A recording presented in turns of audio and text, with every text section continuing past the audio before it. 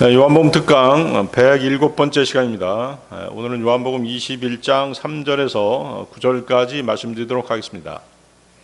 그분은 주시로다가 되겠습니다. 지난 시간에는 그분의 이름을 통하여 생명을 얻게 하려 함이라는 제목으로 말씀을 나누었습니다. 요한은 요한복음 20장 31절에서 주님이 행하셨던 기적 중 제한적인 몇 가지만 기록해 놓은 이유를 설명했습니다. 요한복음 20장 31절 보십시오.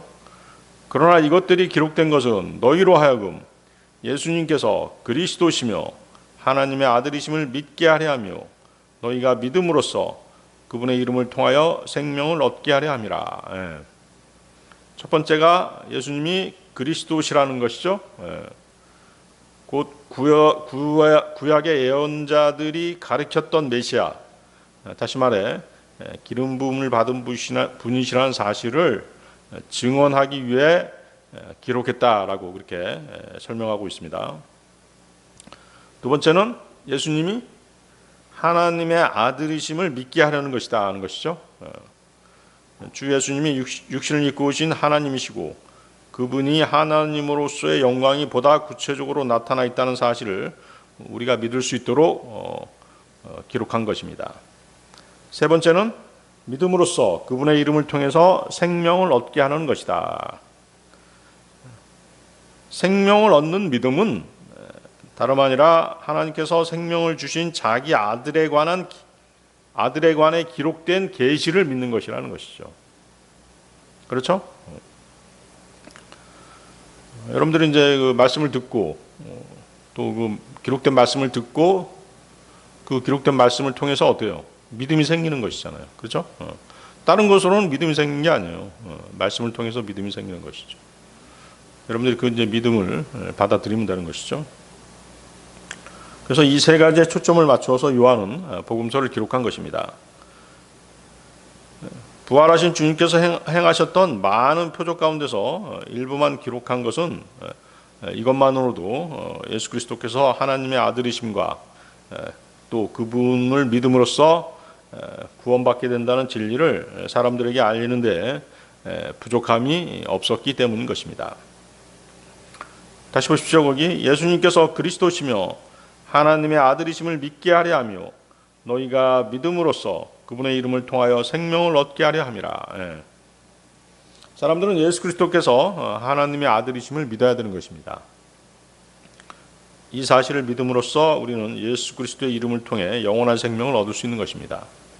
그리고 그 말씀 안에는 모든 것이 포함되어 있죠. 구원과 영생과 영원한 영광 등이 모두 그 말씀 속에 들어있는 것입니다. 이것들을 믿지 않으면 그 누구도 생명을 얻지 못합니다. 그래서 뭐라고 말씀하세요? 아들이 있는 자는 생명이 있고 아들이 없는 자는 생명이 없느니라. 그렇죠? 그런데 이제 뭐예요? 믿지 않는 사람들은 생명을 얻지 못하는데 끝나는 게 아니죠. 믿지 않는 자들은 자신의 죄에 대한 하나님의 공의로우신 심판을 받아야만 되는 것입니다. 그 심판의 결과는 영원한 지옥의 형벌이 되는 것입니다. 자, 요한복음 21장 3절 보십시오.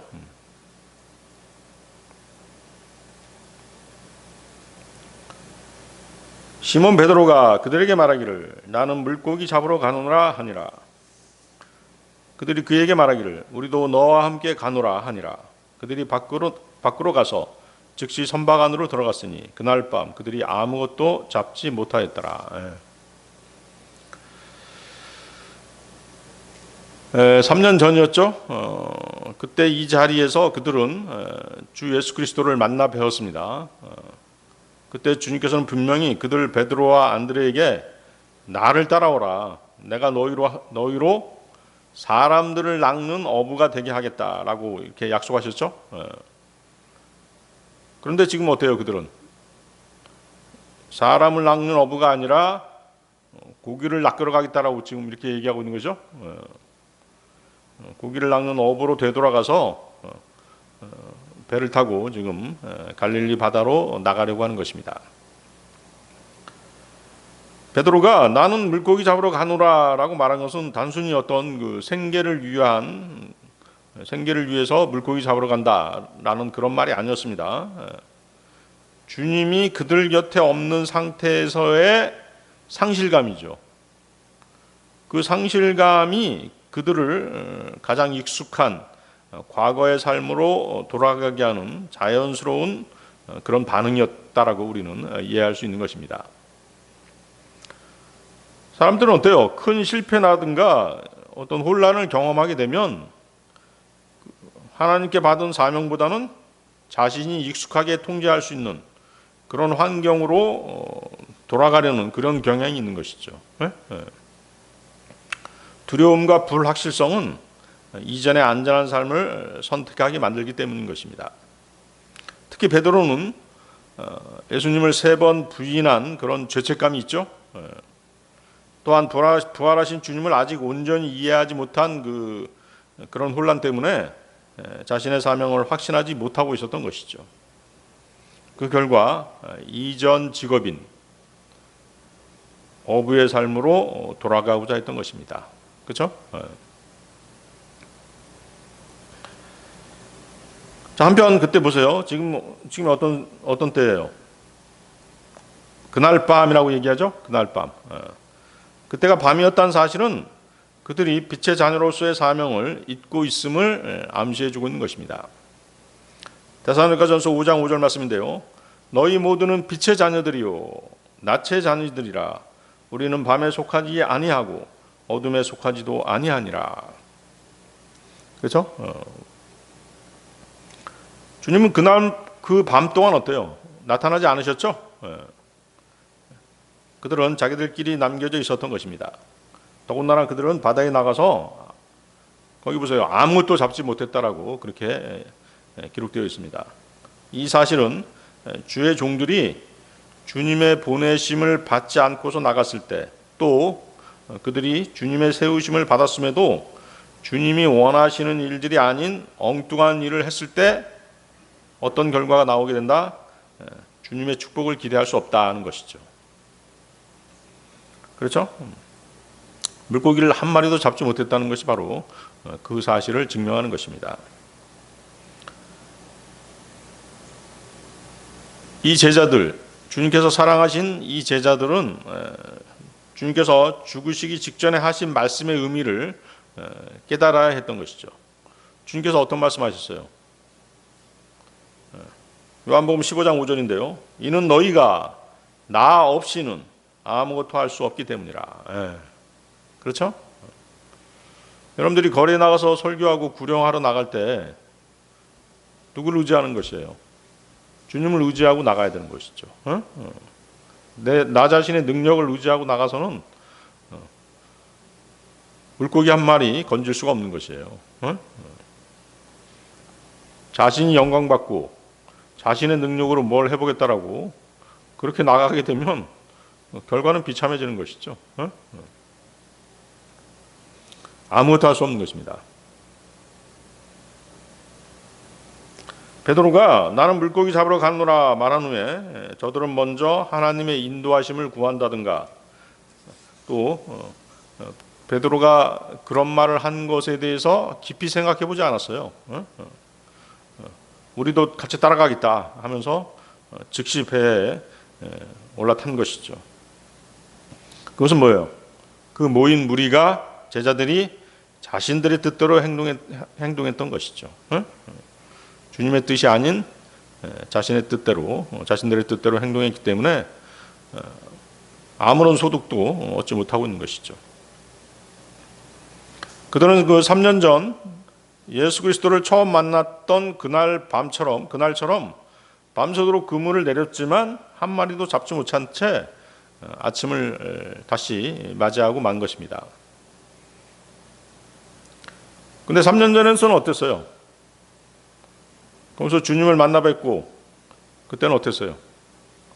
배를 버려두고 주저없이 주님을 따라 나섰었죠?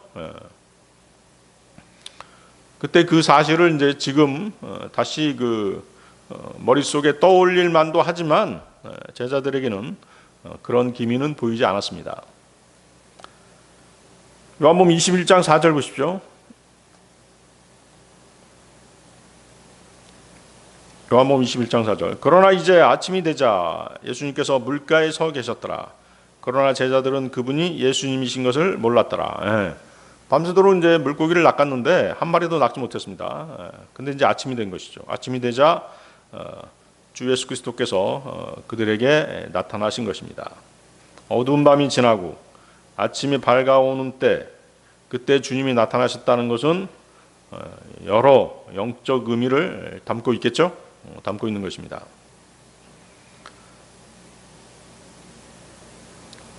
성경에서 밤은 무엇을 상징하죠?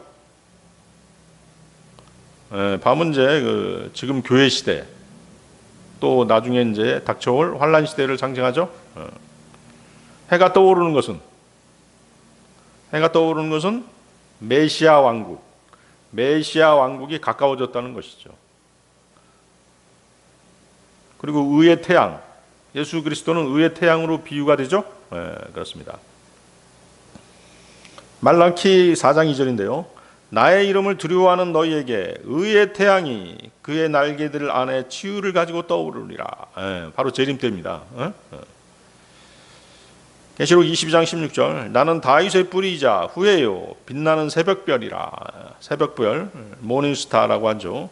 그래서 예수님은 자신을 새벽별이라고 하셨어요. 새벽별은 뭐예요?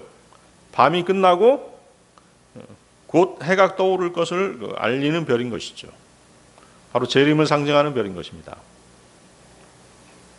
자, 제자들은 밤새도록 어둠 속에서 수고했습니다. 하지만 주님께서는 아침이 될 때까지 그대로 내버려 두셨죠. 아무것도 잡지 못해도 모른 척 하셨습니다. 뭐 때문에 그렇게 하신 것이에요? 너희가 나 없이는 아무것도 할 수 없기 때문이라.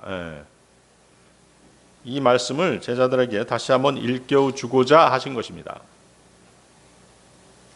자, 베드로는 주 예수님을 의지해서 고기 잡으러 나간 것이 아니었습니다. 그를 따라 나선 사람들 역시 마찬가지죠. 고기를 낚으러 간다는 게 뭐예요? 상징적으로 하나님께서 예수님께서 3년 전에 뭐라고 말씀하셨어요?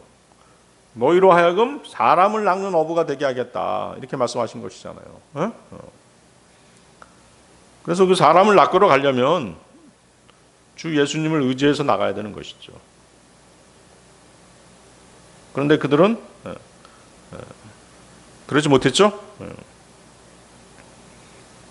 제자들도 마찬가지죠. 그들은 예수 그리스도를 의지해서 나간 것이 아닐 뿐만 아니라 베드로라고 하는 사람을 따라서 나간 것이죠. 그렇게 그들이 아무것도 잡지 못한 것은 오히려 당연한 일이었던 것입니다. 그런데도 그들은 밤이 지나고 아침이 되었는데도 그 사실을 깨닫지 못하는 것입니다. 이럴 때 주님이 계셨다면 얼마나 좋을까라고 생각한 사람은 한 사람도 없었죠. 그들은 아예 주님을 기대조차도 하지 않았던 것입니다. 아침에 예수 그리스도께서 나타나셔서 바닷가에 서 계신데도 제자들은 그분을 알아보지 못했습니다.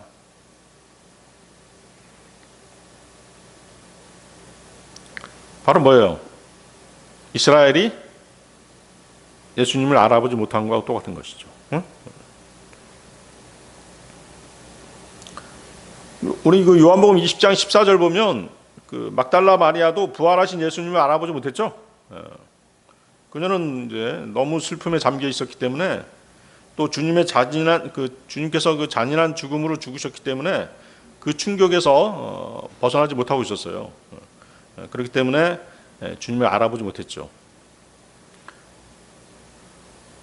여기서의 제자들은 자신들의 육신적인 욕구, 세상적인 욕구를 따르고 있었죠. 자신들의 그 육신의 필요에 열중해 있었기 때문에 그분을 알아보지 못한 것입니다. 그것은 뭐예요? 우리 그리스도인들도 마찬가지잖아요. 육신대로 행하고 세상에 빠져 있으면 말씀이 귀에 안 들어오는 것이에요.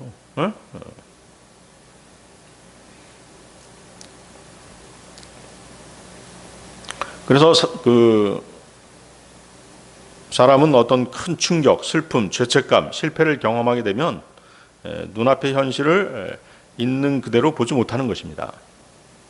자신의 감정과 기대를 통해 바라보려고 하는 경향이 있는 것이죠. 막달라 마리아는 예수님의 죽음으로 깊은 슬픔에 잠겨 있었기 때문에 주님의 부활을 기대하지 않았던 것이죠. 제자들은 예수님을 잃었다는 상실감과 앞으로 어떻게 살아야 할지 모르는 불안감에 휩싸여 있었습니다. 또 베드로의 경우에는 주님을 부인한 죄책감까지 안고 있었죠. 이러한 감정은 마음을 좁게 만드는 것이죠. 또 판단력을 흐리게 만드는 것입니다. 그러기에 바로 앞에 계신 예수님도 쉽게 알아보지 못했던 것입니다. 그러나 예수님께서는 먼저 그들을 찾아오셔서 막달라 마리아의 이름을 불러주셨죠.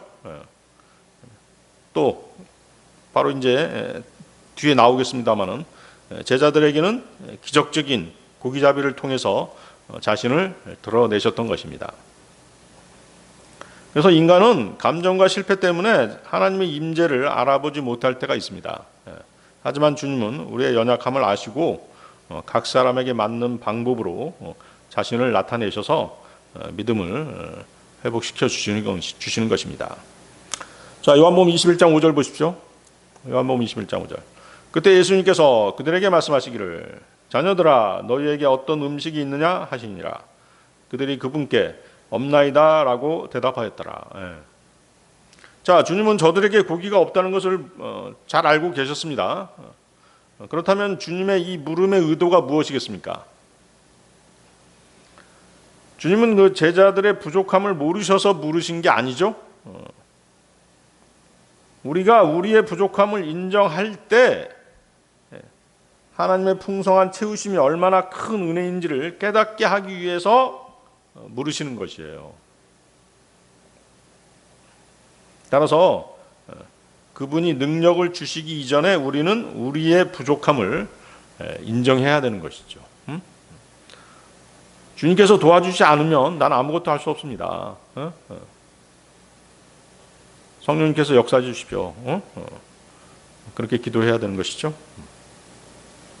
그래서 우리는 전능하신 분 앞에서 우리 자신의 무능력을 인정해야만 하는 것입니다. 바닷가에 있었던 제자들은 여기 이 세상에 있는 우리를 그대로 묘사해 주고 있는 것이죠. 사람들은 자신의 힘으로 문제를 해결할 수 있다라고 생각할 때는 그 도움을 잘 받아들이지 않습니다. 그러나 실패를 인정하고 자신의 부족함을 깨달았을 때 비로소 다른 사람의 도움과 하나님의 은혜를 받아들일 마음이 열리게 되는 것입니다. 예수님께서는 제자들이 밤새도록 애썼지만 아무것도 잡지 못한 사실을 이미 알고 계셨습니다. 그럼에도 먼저 먹을 것이 있느냐라고 물으셨습니다. 바로 그것은 그들의 실패를 비난하려고 하는 것이 아니라 그들 스스로 자신들의 무력함을 인정하게 하시려고 했던 것이죠. 그리고 다시 누구를? 주님을 의지하도록 이끄시기 위함이었던 것입니다. 주님의 질문을 통해서 제자들은 자신들의 경험과 능력만으로는 열매를 맺을 수 없음을 깨닫게 되는 것입니다. 이어서 예수님의 말씀에 순종했을 때 풍성한 고기를 이제 낳게 되는 것입니다. 이처럼 하나님께서는 우리의 실패를 정죄하기보다 그것을 믿음을 회복시키는 계기로 사용하십니다. 하나님께서는 절대로 그 손해 보시는 분이 아니세요. 우리가 실패하더라도 그 실패를 이용해서 우리를 더 연단시키시는 것이죠.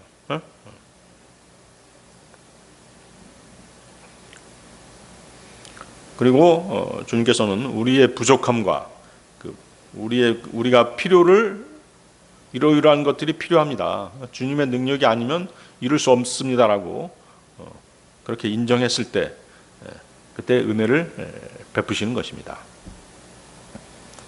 주님께서는 우리들로 하여금 없나이다라고 스스로 고백하게 하시는 것이에요. 없나이다. 내 힘으로는 아무것도 할 수 없나이다. 나에게는 아무것도 없나이다. 주 예수 그리스도께서는 우리에 관한 모든 것을 훤히 알고 계신 분이시잖아요. 그분께서는 저와 여러분의 문제에 대해서 모르시는 게 없으신 분이세요. 그러나 주님께서는 우리가 입으로 고백할 때까지 모른 척 하시는 분이세요. 주님께서는 어떤 문제 자체보다도 그 문제에 대해 우리가 어떻게 생각하고 어떻게 말하는가에 대해서 더 관심을 갖고 계십니다. 기도도 마찬가지죠. 기도도 마찬가지예요. 우리의 필요를 아시죠. 하지만 주님께서는 우리의 구하는 것을 우리가 어떤 식으로 주님께 구하는지를 보고 싶어 하시는 것이에요. 그래서 주님께서 여러분에게 물으시는 것이죠. 너희에게 먹을 것이 있느냐?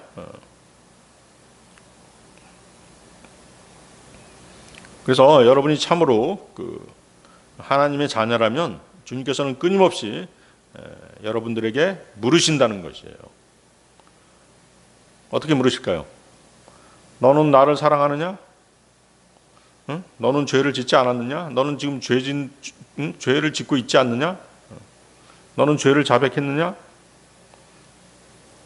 너는 죄인들에게 복음을 전했느냐? 너는 그것이 귀찮으냐? 너는 세상을 쳐다보고 있느냐? 이런 식으로 주님의 질문은 사실 그치지 않고 있어요. 우리가 느끼지 못했을 뿐이죠. 성경이 그 사실을 증명하고 있습니다. 자, 성경 몇 군을 찾아볼까요? 창세기 3장 9절 보면 내가 어디에 있느냐? 누구에게 한 질문이죠? 아담에게 한 질문이죠. 그렇죠?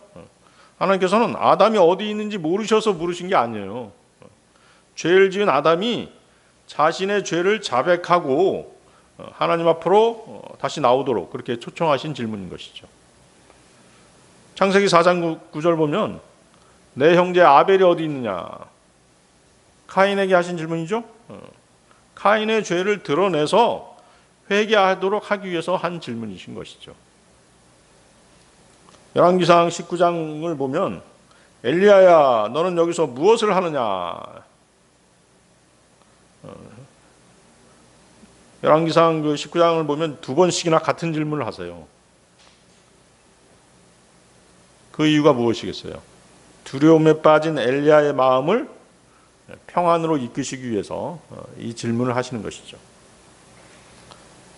욥기 38장 4절을 보면 내가 땅에 기초를 놓을 때 내가 어디 있었느냐?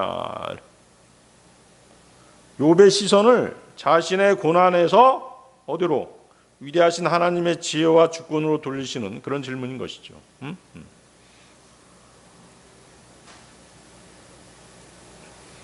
마태복음 16장 15절에서는 너희는 나를 누구라고 말하느냐? 너희는 나를 누구라고 말하느냐? 누구에게 한 질문이죠? 제자들에게 하신 질문이죠. 제자들의 믿음을 입으로 고백하게 하시려고 이렇게 질문하신 것이에요. 요한복음 5장 6절 내가 온전하게 되기를 원하느냐? 누구에게 하신 질문이에요? 38년 된 병자에게 하신 질문이죠. 38년 된 병자가 자신의 참된 필요를 깨닫고 예수님을 믿도록 이끄시는 그런 질문인 것이죠. 요한복음 6장 5절 이 많은 이들이 먹을 수 있으려면 우리가 어디에서 빵을 사야겠느냐? 그 이유가 무엇인지에 대해서 사도 요한은 요한복음 6장 6절에서 이렇게 얘기하죠. 그분께서 이렇게 말씀하신 것은 그를 확인해 보기 위해서였더라. 그렇죠? 믿음을 가르치기 위한 질문이었던 것이죠. 요한복음 20장 15절에서는 여자여 어찌하여 우느냐? 누구를 찾느냐? 막달라 마리아에게 하신 질문이죠. 마리아의 슬픔을 기쁨으로 또 믿음으로 바꾸시는 그런 질문인 것입니다. 요한복음 21장 15, 17절에서는 내가 나를 사랑하느냐? 베드로에게 하신 질문이죠. 베드로에게 3번씩 이제 질문하셨죠. 베드로를 정죄하기 위한 그런 질문이 아니었죠. 베드로가 다시 고백하게 해서 제자직을 회복시키시고 복음 전파 또 진리 전파의 사명을 맡기시기 위한 그런 질문이었던 것입니다. 그래서 성경 전체를 보면 하나님의 질문은 뭔가를 알아내기 위한 질문이 아니에요. 그 사람의 마음을 깨우고 죄를 인정하게 하고 믿음을 세우고 사명을 회복시키기 위한 그런 질문인 것입니다. 그래서 여러분들이 참으로 이제 주님과 교제하는 삶을 산다면 주님이 나에게 무엇을 묻고 계신지를 항상 염두에 두셔야 돼요. 영적으로 예민해야 되는 것이죠. 그래서 요한복음 21장 5절의 질문은 오늘날 우리 그리스도인들에게도 계속되고 있는 것입니다. 그래서 주님께서는 성령과 말씀을 통해서 우리에게 계속 묻고 계신 것이죠. 너는 지금 무엇을 의지하고 있느냐? 이렇게 물으시는 것이에요. 나를 사랑하느냐? 너는 지금 어디에 있느냐? 왜 두려워하느냐? 무엇을 원하느냐? 왜 지금 너는 여기에 있느냐? 계속 질문하시는 것이죠. 이렇게 질문하시는 이유가 뭐겠어요? 마음을 누구에게? 주님께로 돌이키라는 것이죠. 그렇게 해서 더욱 성숙한 믿음으로 이끌어 주시기 위해서 그런 질문들을 하시는 것입니다. 이러한 반복되는 하나님의 질문은 주님께서 말씀과 성령을 통해서 성도들과 인격적으로 관계하시며 회복과 순종으로 초청하고 계신다는 사실을 보여주는 것입니다. 요한복음 21장 6절 보십시오. 요한복음 21장 6절. 그러자 그분께서 그들에게 말씀하시기를 그 선박의 우측에 그물을 던지라. 그리하면 너희가 찾아내리라 하셨느니라. 그러므로 그들이 던졌는데 이때 물고기들의 무리로 인하여 그들이 그것을 끌어당길 수 없었더라. 예. 자, 제자들은 밤새도록 그물을 이리 던지고 저리 던지고 던져보았지만 물고기를 한 마리도 낚지 못했죠. 주님께서는 바닷가에 서서 이들을 향해서 그물을 배 오른편에 던지라. 그러면 찾으리라고 말씀하십니다. 그들은 그분께서 주님이신 것을 아직 눈치채지 못한 상태였습니다. 하지만 순순히 그분의 말씀대로 따랐죠. 그리고 그러자 어떻게 했어요? 그물을 끌어올릴 수 없을 만큼 많은 물고기를 잡게 되었던 것입니다. 그 밑에 이제 11절을 보면 11절을 먼저 보십시오. 11절은 뭐 어때요? 이때 잡은 고기가 몇 마리라고 나왔어요? 153마리. 그렇죠? 153마리였다라고 나와 있죠? 또 8절을 보면 물고기 떼가 너무 무거워서 그물을 배 위로 끌어올리지 못했던 것이에요. 그래서 배 위로 끌어올리지 못하고 그물을 뒤에다 매달고 배 뒤에다 매달고 육지까지 끌고 올 수밖에 없었던 그런 상황이었죠. 밤새도록 한 마리도 잡지 못했던 그들은 예수 그리스도께서 시키는 대로 그물을 던졌을 때 비로소 많은 물고기를 끌어올릴 수 있었습니다.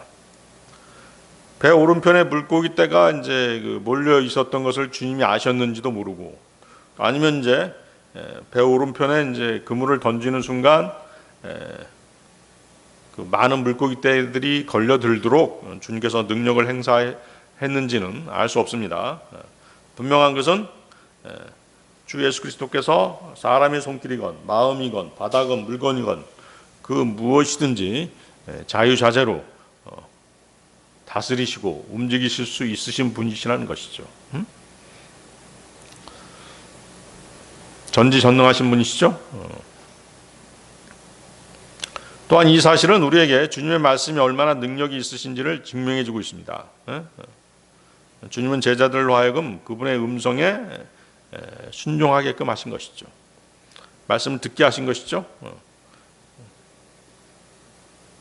그들의 망설임을 극복하게 하신 것이에요. 주님인지 몰랐지만 그분의 말씀이 능력이 있었기 때문에 그들은 그분의 말씀에 따를 수밖에 없었던 것이죠. 그러니까 그분의 말씀에 복종하도록 그들의 마음을 움직이신 것이에요. 그것이 바로 하나님의 말씀의 능력인 것이죠.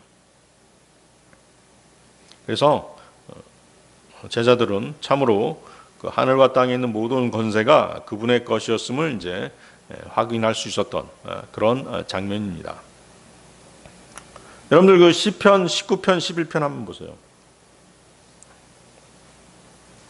시편 19편 11절.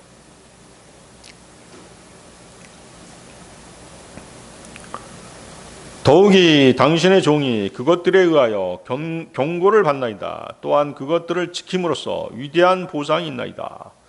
여기서 그것들이 뭐겠어요? 그것들은 이제 그 앞절에 있습니다. 그 시편 19편 앞절에 있죠. 그것들은 앞절에서 말한 하나님의 율법과 증거와 법도와 명령과 심판, 곧 하나님 말씀 전체를 가리키는 것이죠. 그래서 말씀에 의해서 경고를 받는 것이에요. 또 말씀을 지킴으로써 보상을 받는 것이죠. 아시겠어요? 여러분들이 장차 주님 앞에 섰을 때 보상받는 기준이 뭐예요? 상 받는 기준이 뭐냐고. 말씀을 지켰을 때 보상을 받는 것이에요. 아시겠어요? 그래서 말씀을 지켜 행하는 자에게는 하나님께서 큰 영적 축복과 상을 주시는 것입니다. 끌어올린 물고기 때의 그 풍부한 분량만으로도 제자들은 이 말씀에 대해 벌써 가르침을 받은 것입니다. 말씀에 순종해야 하지만이 축복받을 수 있다는 것이죠. 그래서 이 구절은 주님을 섬기고자 하는 자들을 위한 커다란 교훈인 것이죠. 자, 명령하시는 분은 주님이시죠. 또 아무런 불평 없이 또 아무런 의심 없이 즉각적으로 순종하는 것은 우리의 일인 것이죠. 요한복음 21장 7절로 가겠습니다. 요한복음 21장 7절. 그러므로 예수님께서 사랑하신 그 제자가, 자, 예수님께서 사랑하신 그 제자가 누구예요? 그렇죠, 요한이죠. 요한은 그 자기를 사랑했다는 것을 계속 내세우고 있습니다. 그러므로 예수님께서 사랑하신 그 제자가 베드로에게 말하기를 그분은 주시로다 하니라. 이제 시몬 베드로가 그분이 주이신 것을 들었을 때 그는 자신의 몸에 어부용 웃옷을 둘렀고 이는 그가 벗고 있었기 때문이라. 자기 몸을 바닷속으로 던졌더라. 자, 누구보다도 먼저 예수님께서 사랑하신 제자, 즉 요한이 예수 그리스도를 알아보았죠. 주님이신 것을 먼저 알아보았어요. 그렇죠? 주님을 사랑하는 사람, 그 사람이 주님을 볼 수 있는 것이에요. 근데 어때요? 누구보다도 먼저 물에 뛰어든 사람은 누구였어요? 베드로였죠? 요한은 바닷가에 서 계신 주님을 맨 먼저 알아보았습니다. 아직 육지는 멀리 떨어져 있습니다. 그래도 거기 서 계신 분께서 주님이신 것은 의심의 여지가 없었습니다. 그분이 아니고서는 이런 기적을 행할 수 없었기 때문인 것이죠. 그래서 사도 요한은 바로 주님인 것을 알아봤던 것이에요.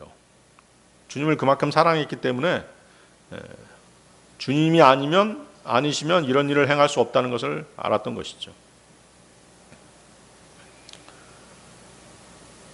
베드로는 이제 3년 전인데 베드로는 처음 예수 그리스도를 만나 뵙던 순간 이와 같은 기적을 보고 그분 앞에 엎드렸던 적이 있었죠.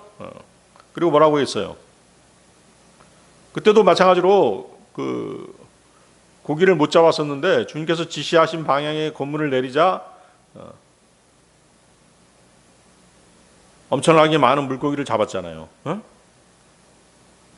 그런 기적을 보고 베드로가 주님 앞에 바로 엎드렸죠. 그리고 뭐라고 했어요? 저를 떠나가소서 오 주여 이는 제가 죄 많은 사람이기 때문이다. 그렇죠? 아니 물고기를 많이 잡았는데 왜 자기가 죄인이라고 고백을 했을까요? 자, 한낱 그 배우지 못한 어부였지만 이런 말을 할 수 있었다는 것은 눈에 보이지 않는 어떤 능력이 작용했기 때문인 것이죠. 여러분들에게 도움을 준 사람 앞에 엎드려 가지고 나는 죄인입니다 이렇게 말할 수 있는 사람이 있어요? 없잖아요. 그렇죠?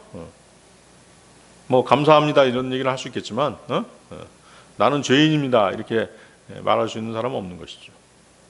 근데 베드로는 그렇게 했죠. 베드로는 그때 예수 그리스도께서 자연을 지배하시는 예수님을 통해서 자연을 지배하시는 하나님의 능력을 느낄 수 있었던 것이죠. 그래서 사람은 하나님의 거룩하심을 참으로 경험할 때 먼저 다른 사람의 잘못보다 자신의 죄와 한계를 먼저 보게 되는 것이에요. 베드로는 엄청난 고기잡이의 기적 자체보다 그 기적을 행하신 예수님의 거룩한 권위를 먼저 본 것입니다. 그 순간 자신이 죄인이라는 사실과 자신의 부족함을 분명히 깨달았던 것입니다. 그래서 예수님께 가까이 나아갈 자격조차 없다라고 느끼고 엎드렸던 것이죠. 그러면서 주여 저를 떠나가소서 저는 죄 많은 사람입니다. 이렇게 고백했던 것입니다. 이처럼 하나님을 바르게 만난 사람에게는 교만보다 겸손이 자기 의의보다 회개가 먼저 나타나는 것입니다.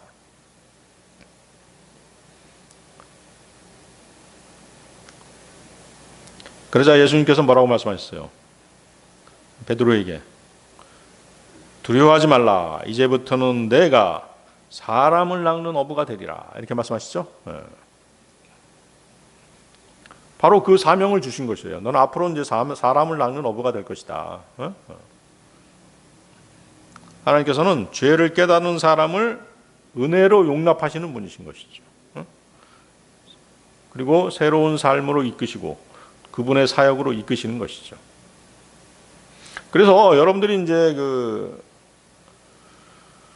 물론 이제 복음도 열심히 전하고 계시지만 회개 플러스 믿음이에요. 회개 플러스 믿음이 없이 구원받을 수 없는 것이죠. 회개 없는 믿음 있을 수 없는 것이죠. 아시겠어요? 그래서 죄에 대해서 꼭 짚어줘야 되는 것이에요. 무조건 영접하세요. 구원받았습니다. 이거 아니란 말이에요.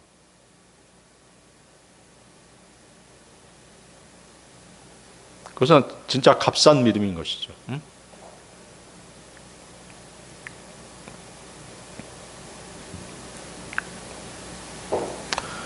그래서 이제 그 순간, 3년 전에 그 순간이야말로 베드로가 복음 전파 사역자로서 하나님의 부르심을 받는 놀라운 순간이었던 것입니다. 그래서 그때 당시 베드로 자신도 감지할 수 없었던 어떤 영적 교감이 부르시는 분과 부르심을 받는 사람 사이에 분명히 오갔던 것이에요. 그래서 바로 그러한 순간 사람은 자신이 실제로 믿는 것 이상의 어떤 고백을 할 수 있게 되는 것입니다. 평소의 모습과는 전혀 다른 어떤 생각과 행동을 과감하게 행할 수 있게 되는 것이죠. 이런 순간에 놓일 때는 그 사람이 뭐 공부를 얼마나 많이 했고 학식이 얼마나 높은가 하는 것은 전혀 문제가 되지 않는 것입니다. 중요한 건 뭐예요? 하나님께서 부르셨다는 것이죠. 내가 너를 쓰겠다. 그러면 다 된 것이에요. 그러면 내가 능력이 없습니다. 그럴 필요 없어요. 그 다음부터는 어때요? 하나님께서 부르셨으니까 하나님께서 능력을 주시는 것이라니까요. 하나님께서 주신 능력으로 하는 거예요. 그때부터는. 그래서 하나님께서 부르시면 누구라도 그 자리에서 벌떡 일어나서 그분을 쫓아야 되는 것이죠. 뺄 필요가 없는 것이죠. 그래서 하나님의 사역은 인간의 능력으로 수행할 수 있는 것이 절대로 아닙니다. 사람의 능력으로 수행할 수 있는 하나님의 일은 하나도 없는 것이에요. 다시 보십시오. 요한복음 21장 7절. 그는 자신의 몸에 어부용 웃옷을 둘렀고 이는 그가 벗고 있었기 때문이라. 자기 몸을 바닷속으로 던졌더라. 사람은 깊이 사랑하는 대상과의 관계가 깨어졌을 때 죄책감과 함께 그리움을 동시에 느끼게 되는 것입니다. 베드로는 예수님을 3번 부인한 일을 잊지 못하고 있었던 것이죠. 하지만 그 갈릴리 바다에서 일어난 기적을 통해서 해변에 계신 분이 예수님이란 사실을 듣는 순간, 또 깨닫는 순간 두려움보다 주님을 만나고 싶은 마음이 더 커졌던 것이죠. 그래서 그는 일하던 모습 그대로 달려가지 않고 웃옷을 둘러 입었죠. 예의를 갖춘 것이죠. 주님 앞에 알몸으로 나타나지 않고 웃옷을 두르고 곧바로 바닷속으로 이제 뛰어들었던 것이에요. 그리고 가장 먼저 예수님께 나아갔던 것입니다. 그 사마리아 여인도 그랬죠. 사마리아 여인도 그 물동이를 버려두고 그 이제 마을로 뛰어갔죠. 마을 사람들에게 예수님을 알리기 위해서 그렇게 뛰어갔던 것입니다. 그 사마리아 여인처럼 베드로도 그리스도를 위해서 고기가 가득한 그물을 버려두고 바다로 뛰어들었던 것이죠. 그리고 그가 겉옷을 둘렀다는 것은 주님에 대해서 깊은 존경심을 지니고 있음을 우리는 알 수 있는 것입니다.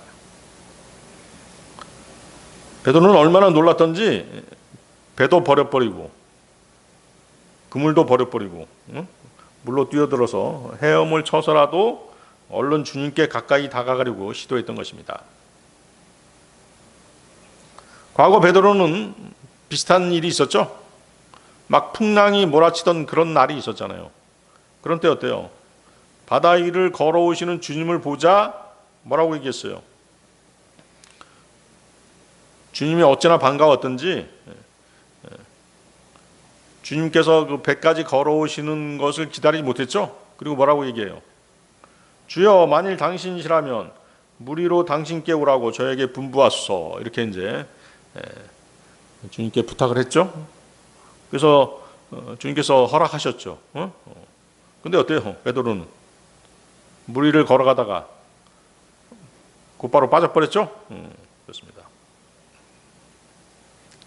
이때 베드로는 주님을 사랑하고 믿었지만 아직 믿음이 성숙하지 않은 단계였죠. 그렇죠? 그리고 또 뭐예요? 두려움도 함께 있었죠. 그러자 이제 풍랑이 거세게 일자 물에 빠져버렸던 것입니다. 그의 마음에는 믿음과 두려움이 함께했던 것이죠. 반면 여기 요한복음 21장 7절에서 베드로는 주님이시다는 말을 듣자마자 곧바로 바다에 뛰어들었습니다. 자신의 능력을 보이고 싶어서가 아니라 예수님을 다시 만나고 싶은 간절한 마음 때문이었던 것입니다. 그분에 대한 사랑과 회복에 대한 소망이 그의 행동을 이끌었던 것입니다. 예수님을 3번 부인하고 그 실패를 한 번 경험만 뒤였기 때문에 그는 자신의 힘보다 주님의 은혜를 더욱 의지하고 싶었던 것입니다. 그래서 두 사건의 공통점은 베드로가 누구보다 먼저 예수님께 나아가려고 했다는 것이죠. 베드로는 행동이 빠르고 주님을 향한 사랑과 열정이 그 누구보다도 컸습니다. 마태복음 14장에서 베드로는 자신의 믿음을 시험하면서 주님께 나아간 모습이었습니다. 요한복음 21장에서는 자신의 실패를 인정한 그가 오직 주님의 사랑과 용서만을 붙잡고 달려간 모습이었던 것이죠. 마태복음 14장에서는 어땠어요? 믿음이 아직 성숙하지 않았어요. 예수님께서 바다 위로 걸어오라고 이렇게 명령하셨지만 가다가 빠져버렸잖아요. 그래서 마태복음 14장에서 바다에 빠진 것은 뭐다? 믿음을 배우는 제자의 모습이었죠. 그 다음에 여기 요한복음 21장은 은혜를 경험하고 주님의 은혜를 경험하고 싶어하는 또 회복하고 싶어하는 제자의 모습인 것이죠. 그래서 베드로의 이러한 행동은 자신의 실패를 숨기려는 그런 모습이 아니었습니다. 오직 예수님만이 자신을 용서하시고 회복시킬 수 있다는 믿음의 표현이었던 것이죠. 또한 참된 회개는 도망가는 것이 아니라는 것이에요. 죄를 지으면 사람들이 다 어때요? 도망가려고 하죠. 또 숨으려고 해요. 하나님으로부터 멀어지려고 하는 것입니다. 아담이 그랬죠? 아담이 숨었잖아요. 카인도 어때요? 하나님으로부터 멀어졌잖아요. 그렇지만 진정한 회개는 뭐다? 하나님께 더 가까이 나아가야 되는 것이에요. 아시겠어요? 그것이 진정한 회개인 것이죠. 베드로가 그랬던 것이에요. 네? 예수님께서는 그런 베드로를 거절하지 않으시고 따뜻하게 맞아주신 것입니다. 그리고 이제 이어지는 대화, 뒤에 보면 이제 예수님과의 대화가 나오죠. 그 대화를 통해서 그의 사랑을 회복시키시고 다시 사도로서의 사명을 맡겨주시는 것입니다. 베드로는 자신이 실패했다고 느끼고 과거로 돌아가고자 했습니다. 물고기 잡으러 갔었죠. 하지만 주님은 그를 다시 찾아오셔서 은혜로 회복시키시고 처음 주셨던 사명으로 다시 세우신 것입니다. 자, 요한복음 21장 8절 보십시오. 요한복음 21장 8절. 그리고 다른 제자들은 작은 선박으로 왔는데 이는 그들이 육지에서 멀리 떨어져 있지 않았으며 다만 200규빗 정도 되었기 때문에 물고기들이 담긴 그물을 끌면서 왔더라. 자, 200규빗. 200규빗이면 자, 1규빗이 얼마예요? 45cm로 계산할 수도 있고 50cm로 계산할 수도 있습니다. 45cm로 계산하면 90m가 되겠죠? 50cm로 계산하면 이제 100m가 될 것이에요. 이렇듯 물고기 떼를 잡은 곳의 거리가 기록된 것은 이 사건이 지니는 기적적인 성격을 강조하기 위해서입니다. 이것은 또한 우리에게 그리스도께로의 회심이 때때로 전혀 있을 것 같지 않는 장소에서 일어난다는 사실을 가르쳐 주시는 것입니다. 자, 우리가 거리에 나가서 설교하고 구령할 때 전혀 예상치 못한 장소, 예상치 못한 때에 주님을 영접하는 사람들을 만나게 되죠. 주님께서 그 시각, 그 장소에 주님을 영접하는 혼을 미리 예비해 주셨다라고 밖에는 달리 설명할 길이 없는 것입니다. 그물은 이제 고기가 하도 많아서 배전 안으로 배 안으로 끌어들이지 못한 채 끌고 와야 했던 것입니다. 베드로는 먼저 물에 뛰어들어서 헤엄쳐서 주님께 왔습니다. 나머지 제자들은 그냥 배를 타고 바닷가에 닿았던 것이죠. 베드로가 물에 뛰어들어서 주님께 왔다는 그 사실만으로 이제 그 다른 제자들은 베드로만큼 주님을 사랑하지 않았다. 그런 뜻은 아니죠. 그런 뜻은 아닙니다. 주 예수 그리스도를 사랑하는 그 제자들의 마음은 똑같았습니다. 그러나 사랑의 표현 방법은 사람에 따라 각기 다른 법인 것이죠. 여러분들 그 마르다하고 마리아의 경우도 그렇잖아요. 누가 더 주님을 많이 사랑했다. 그런 식으로 따질 수는 없는 것이죠. 마르다는 활동적으로 주님에 대한 사랑을 표현했죠. 그때까지만 해도 그랬습니다.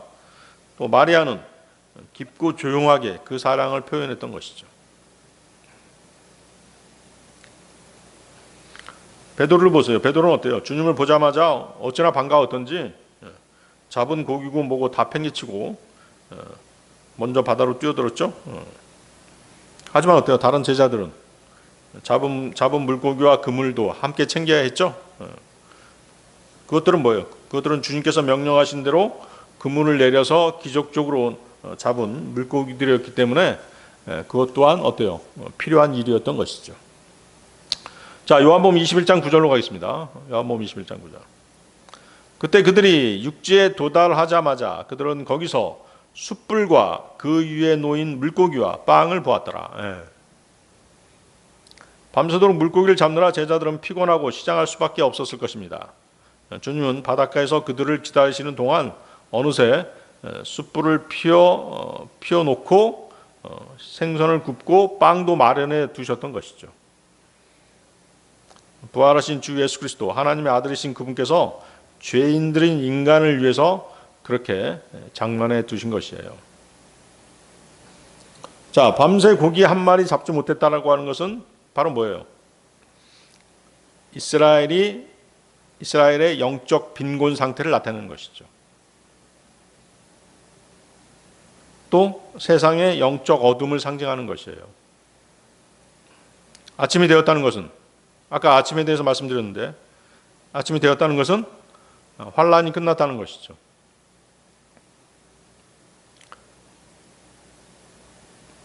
예수님이 해변에 서 계신 것은 재림하신 예수 그리스도를 상징하죠. 풍성한 물고기는 뭐예요?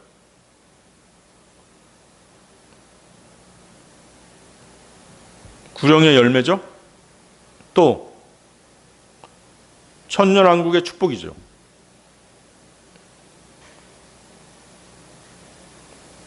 숯불은 뭘 상징할까요? 거기 숯불은 뭘 상징할까요? 베드로가 예수님을 3번 부인할 때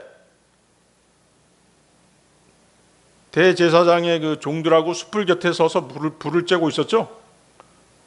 그래서 이 숯불은 회개하고 회복을 나타냅니다. 또 정결을 나타내죠. 이사야가 그 환상 가운데 주님을 뵀을 때 나는 자신이 불결하다라고 그렇게 외치죠. 그러니까 어때요? 스라비 제단에 있는 숯을 가져다가 이사야의 입에다 갖다 대죠. 입술에 갖다 대잖아요. 그러면서 깨끗하게 되었다라고 이렇게 얘기를 하죠. 바로 뭐예요? 숯불이 상징하는 것은 바로 정결이죠.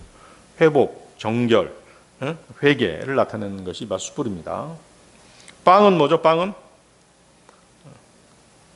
그리스도의 찢기신 몸이죠. 그리스도의 생명과 영적 양식을 상징하게 됩니다. 그리고 그분과 함께하는 식사는 만왕의 왕이신 그분과 함께하는 교제를 상징하는 것이죠. 이해하시겠습니까? 구주께서는 이처럼 수고하는 사람들을 위해서 그들의 혼을 지켜주실 뿐만 아니라 육신적인 필요까지도 자상하게 챙겨주시는 분이십니다. 그래서 다윗은 일찍이 주 하나님의 자비를 주님의 자비와 은혜를 이렇게 누리한 적이 있었습니다. 시편 103편 13, 14절인데요. 아버지가 자기 자녀들을 동정하는 것처럼 주께서 자신을 두려워하는 자들을 이처럼 동정하시는도다. 이는 그분께서 우리의 짜임새를 아시기 때문이라. 그분께서 우리가 티끌이라는 것을 기억하시는도다. 자, 하나님의 부르심을 받은 사역자들이라면, 또 그 하나님의 부르심을 받은 사역자가 아니더라도 거듭난 그리스도인들이라면 일상적인 필요를 채워주시는 주님의 손길을 항상 기억해야 되는 것입니다. 그리고 감사해야 되는 것이죠. 그리고 또한 뭐냐면 그리스도인들은 먹고 사는 문제로 발목이 잡혀서는 안 되는 것이에요. 주님께서는 우리의 필요를 다 아실 뿐만 아니라 수고하는 여러분을 절대로 내버려 주지 않는 것입니다. 그래서 구원받았다고 해서 게으른 사람까지 주님께서 다 챙겨주신다, 그거 아니에요. 열심히 활동하려고 하고, 열심히 일하려고 하고, 열심히 구령하려고 하고, 열심히 복음 전하는 사람들에게 하나님께서 모든 것들을 다 챙겨주시고 마련해 주시는 것이죠.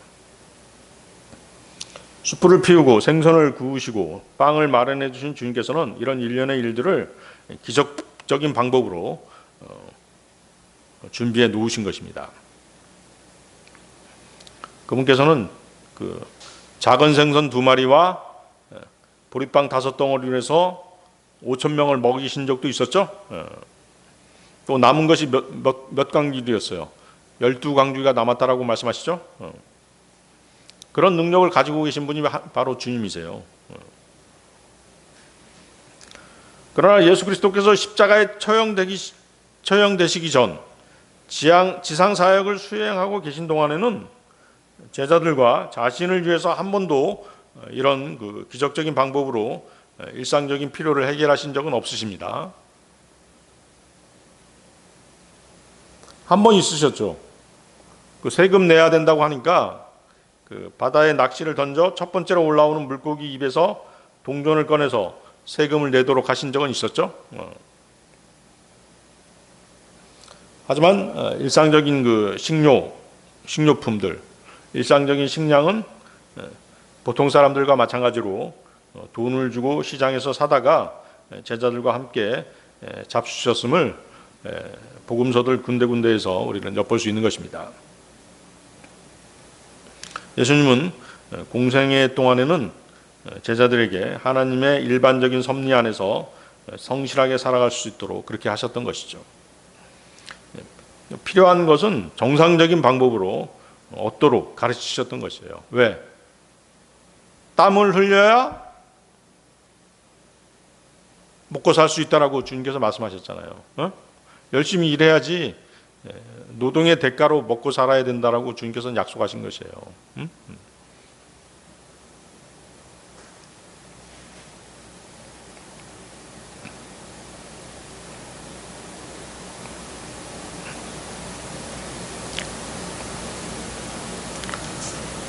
그래서 이제 부활하신 후에 그 갈릴리 바닷가에서의 이 기적은 어떤 그 제자들의 생계의 필요를 마련해 주시기 위해서 행한 기적이 아니었습니다.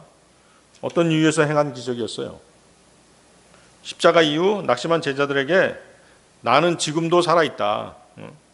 너희보다 먼저 필요한 것을 준비해 주는 주님이시다는 것을 제자들로 하여금 확신하도록 하기 위한 그런 표적이었던 것이죠. 자, 이미 숯불과 생선과 빵이 준비되어 있었습니다. 이것은 제자들의 수고보다 주님의 은혜가 먼저임을 보여주신 것입니다. 그들이 잡은 물고기가 아침 식사의 근원이 아니라 주님의 공급이 모든 사역의 시작임을 가르쳐 주신 것입니다. 또한 앞으로 복음을 전하는 사역에서도 인간의 노력만으로 열매를 맺는 것이 아니라 살아계신 그리스도께서 먼저 준비하시고 공급하실 때 참된 열매를 맺는다는 사실을 보여주는 그런 영적인 교훈인 것입니다. 따라서 첫째, 주님의 은혜가 인간의 수고보다 먼저인 것이에요. 제자들이 물고기를 가져오기 전부터 아침 식사는 이미 준비되어 있었죠? 이것은 뭐냐면 하나님께서 우리의 필요를 미리 아시고 준비하신다는 뜻입니다. 두 번째, 주님이 보이신 기적은 생활의 편리를 구하려는 것이 아니라 믿음을 회복시키기 위한 것이었습니다. 예수님 일상생활에서 때마다 기적적으로 빵을 만드시지 않으셨죠? 그분이 부활하셨음을 확실하게 증명하고 제자들의 사명을 새롭게 하기 위해서 이 기적을 행하셨던 것입니다. 세 번째, 사역의 성공은 사람의 능력이 아니라 주님의 공급에 달려있다는 것을 보여주신 것입니다. 밤새 노력해도 잡지 못했던 물고기가 주님의 말씀에 순종하자 풍성하게 잡혔죠. 식사도 주님께서 먼저 준비하셨죠. 바로 이 사실이 이것을 증명하고 있는 것입니다. 네 번째, 이는 모든 사역의 시작과 끝이 그리스도께 있음을 보여주고 있는 것입니다. 부활하신 예수님은 지금도 자신의 백성을 돌보시는 목자가 되십니다. 주님은 제자들에게 먼저 오셔서 그분이 베푸신 식사를 먹으라고 그렇게 초청하십니다. 이는 선한 목자가 양들을 먹이시고 힘을 주신 후 사명을 맡기시는 그런 모습인 것입니다. 그래서 주님께서는 뭐라고 말씀하셨어요? 나는 그 선한 목자라. 선한 목자는 양들을 위해서 자신의 생명을 주느니라. 요한복음 10장 11절 말씀이죠. 따라서 요한복음 21장 9절의 기적은 단순히 빵과 생선을 만들어주신 그런 사건이 아니었습니다. 부활하신 예수님께서 제자들의 필요를 먼저 준비하신 것입니다. 자녀들을 은혜로 회복시키시고 앞으로의 사역도 친히 책임지신다는 사실을 보여주는 상징적인 그런 표적이었던 것입니다. 네, 오늘 여기까지 하겠습니다.